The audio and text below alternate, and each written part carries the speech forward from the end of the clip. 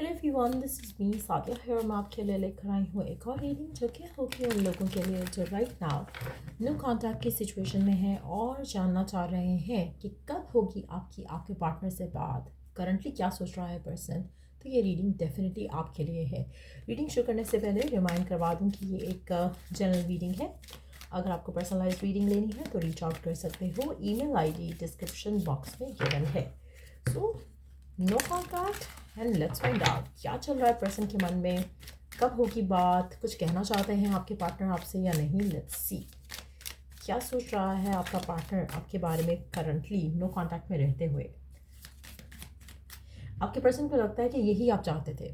कहीं ना कहीं वो ब्लेम आपकी तरफ डाल रहा है कि आपने आप हमेशा से यही चाहते थे कि आप दोनों का ब्रेकअप हो जाए, आप दोनों के दरमियान में नो कांटेक्ट हो जाए, आप फाइट करते थे, आप आर्ग्यू करते थे। तो कहीं ना कहीं उसको लगता है कि ये आपने मैनिफेस्ट किया है। कहीं ना कहीं आपने फाइट की, आपने आर्ग्यू किया, आपने उनको छोड़ दिया, आपने उनको पुश अवे किया। तो कहीं ना कहीं इस तरह की थॉट आपके पार्टनर की है आपको लेकर। लेट्स सी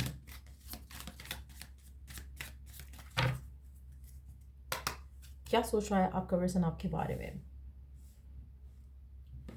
आपके बारे में डेफिनेटली इंट्यूटिवली स्टिल वो फील करता है, आपके बारे में सोचता है, लेकिन कहीं ना कहीं वो आपको ब्लेम कर रहा है। तो डेफिनेटली ब्लेम गेम जो है वो चल रही है आपके पर्सन के मन में आपको लेकर। उसको लगता है कि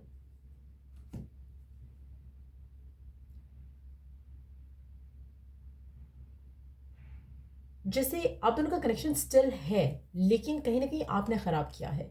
तो कुछ एक जैसे होता है ना कि स्ट्रिंग्स स्टिल अटैच्ड है एक दूसरे के साथ। वो फील कर पाता है इंट्यूटिवली, एक उसको फीलिंग रहती है।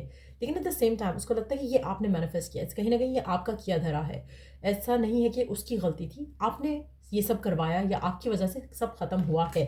सो एक वो फीलिंग डेफिनेटली आ रही है काफ़ी स्ट्रांग। मुझे लगता है कि आपके पर्सन बहुत अकेले हैं राइट नाउ। मुझे नहीं लग रहा मेजॉरिटी लोगों के लिए आपके पार्टनर की ज़िंदगी में कोई और है in terms of love relationship connection. मुझे मिसिंग लग रहा है यहाँ पर। मुझे नहीं लग रहा कि ऐसा है उनकी लाइफ में कि कोई और पर्सन है या किसी और से बातचीत हो रही है, किसी और के बारे में रोमांटिकली सोचा जा रहा है। एक अकेलापन है, लेकिन at the same time blame भी आपको दिया जा रहा है जो भी हुआ उस चीज़ को लेकर। सो लेट्स फाइंड आउट क्या कहना चाहता है आपका पर्सन आपसे राइट नाउ। क्या है उसके मन में जो वो कहना चाहता है।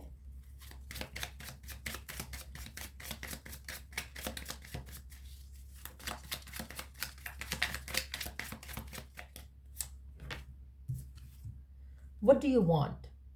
अच्छा, आपके पर्सन को कहीं ना कहीं क्योंकि इमोशनली या इंट्यूटिवली एक कनेक्ट फील हो रहा है स्टिल, तो उसको समझ नहीं आ रहा कि ऐसा क्यों फील कर रहे हैं वो। क्यों वो आपको या इस कनेक्शन को भुला नहीं पा रहे हैं। तो उनको कहीं ना कहीं लग रहा है कि आप कुछ कर रहे हो, आपकी वजह से वो आगे नहीं बढ़ पा रहे हैं। कहीं ना कहीं आप दोनों के दरम्यान में जो कनेक्शन है वो स्टिल है। If I ask you to stay would you leave. आपके पर्सन इनडिसाइसिव है। मुझे लग रहा है कि जैसे मैसेज करना चाह रहे हैं, बात करना चाह रहे हैं, लेकिन उनको लग रहा है कि आप यही चाहते थे, यही हुआ। अगर वो आपसे कहेंगे कि पैचअप करना तो आप शायद पैचअप नहीं करोगे। तो कहीं ना कहीं एक दूसरे के अगेंस्ट जाने वाली एनर्जी दिख रही है यहाँ पर। हो सकता है कि म्यूचुअल हो सकता है कि वन साइडेड हो। लेकिन डेफिनेटली आपके पर्सन को लगता है कि अगर उन्होंने आपसे कहा होता ना कि या आपने अगर उससे कहा होता कि रुको, तो शायद आप छोड़ जाते या वाइस वर्सा।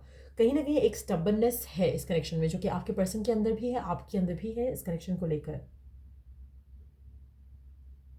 तो वो एक एनर्जी काफ़ी डोमिनेंट है यहाँ पर। आप में से कुछ लोगों के लिए मुझे लगता है कि आपके पर्सन अभी अपना टाइम लेना चाह रहे हैं, सोचना चाह रहे हैं, समझना चाह रहे हैं इस कनेक्शन को लेकर। कहीं ना कहीं उनको लगता है कि आपको अगर वो अप्रोच करते हैं, रीच आउट करते हैं, कुछ कहते हैं आपसे पैचअप को लेकर, रिकन्सिलिएशन को लेकर, बातचीत को लेकर, तो कहीं ना कहीं आप उनको अपोज करोगे, उनके अगेंस्ट जाओगे। कहीं ना कहीं आप दोनों स्टबन रहोगे। जो पार्टनर कह रहा है वो नहीं करना, ना आपने ना ही आपके पर्सन ने। तो कहीं ना कहीं वो एक म्यूचुअल एनर्जी है। आपके पर्सन कहना चाहते हैं कि वो आपसे बात करने से डर रहे हैं राइट नाउ, क्योंकि उनको पता है कि कुछ भी अच्छा नहीं हो पाएगा। सो कहीं ना कहीं वो फियर का एलिमेंट भी काफ़ी स्ट्रांग दिख रहा है। लेट्स सी कि आपका पैचअप अगर हो पाएगा तो कब तक हो सकता है। लेट्स सी टाइमिंग्स जान सकते हैं अगर हम तो कब तक चांसेस हैं कि आपकी और आपके पार्टनर की बात हो पाए। पहले कार्ड्स देख लेते हैं कि क्या बात हो पाएगी, क्या आपका पैचअप हो पाएगा।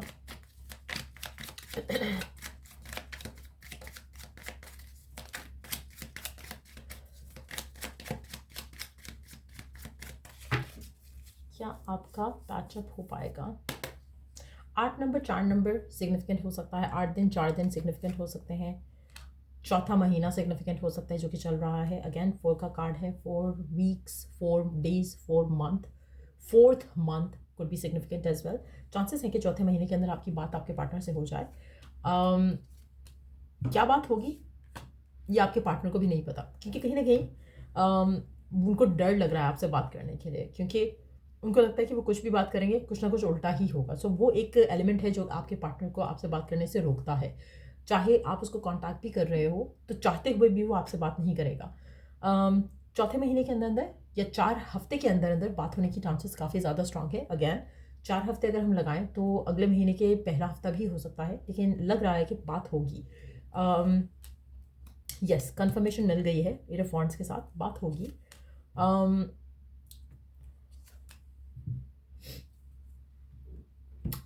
लेकिन आप दोनों के दरमियान में किसी को आना पड़ेगा टू सॉर्ट थिंग्स आउट।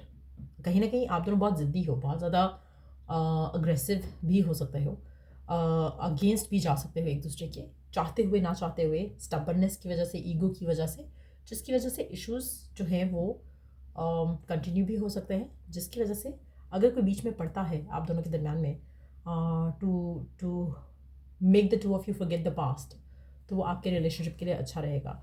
चाहे वो कोई फ्रेंड है जिसके ऊपर आप ट्रस्ट कर सकते हो, चाहे वो पेरेंट्स हैं अगर आपकी शादी हो चुकी है, जो चांसेस ऑफ रिकन्सिलिएशन काफ़ी स्ट्रांग है। लेकिन एट द सेम टाइम किसी की हेल्प डेफिनेटली चाहिए होगी यहाँ पर।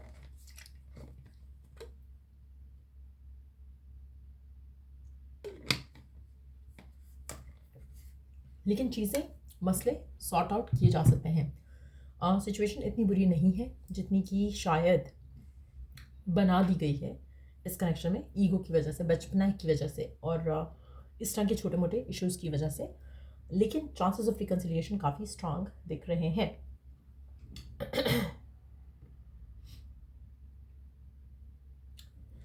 देख लेते हैं कि क्या होने वाला है इस कनेक्शन में आगे फर्दर, क्या एक्सपेक्ट कर सकते हो।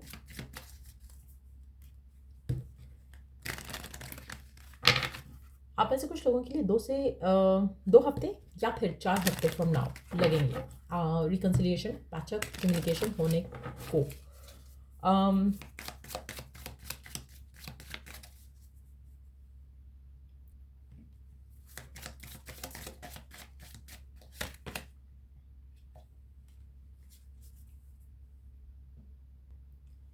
एक और चीज़ जो बहुत एविडेंट है यहाँ पर, आप दोनों को ओपन कन्वर्सेशन करने की ज़रूरत रहेगी। आप में से कुछ लोगों के लिए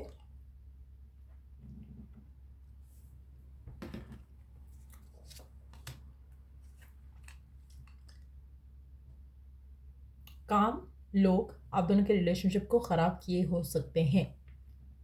ट्रैवल, काम से रिलेटेड, फैमिली से रिलेटेड, वो भी एक इशू बना हुआ हो सकता है जिसकी वजह से कनेक्शन ज़्यादा ख़राब हुआ, नो कॉन्टैक्ट की सिचुएशन डेवलप हुई।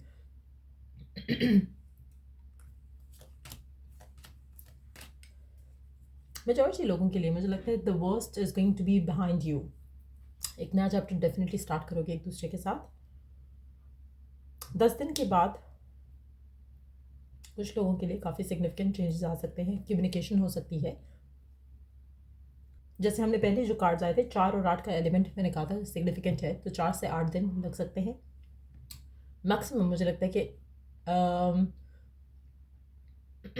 क्योंकि चौथा महीना चल रहा है, इवन दो की टाइमलेस रीडिंग है, चौथे महीने के अंदर अंदर बात होने के चांसेस काफ़ी ज़्यादा स्ट्रांग है। So let's see given circumstances में आपको क्या करना चाहिए। नो कॉन्टैक्ट में रहते हुए करंटली गिवन सर्कमस्टांसेस में आपको क्या करना चाहिए।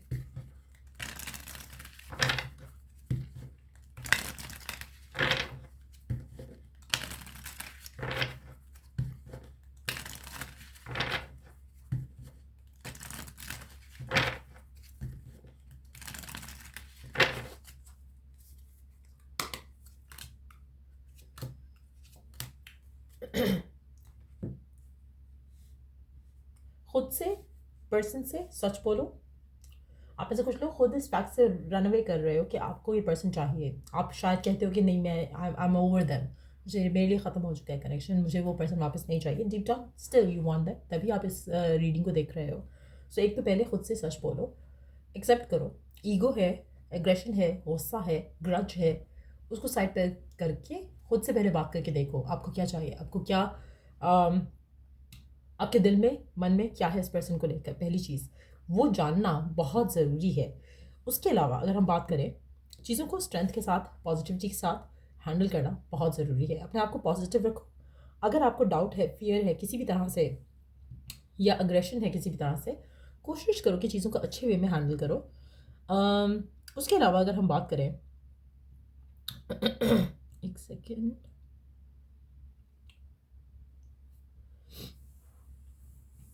जो कनेक्शन आपका इस इंसान के साथ रहा है, मुझे लगता है कि इसमें कहीं ना कहीं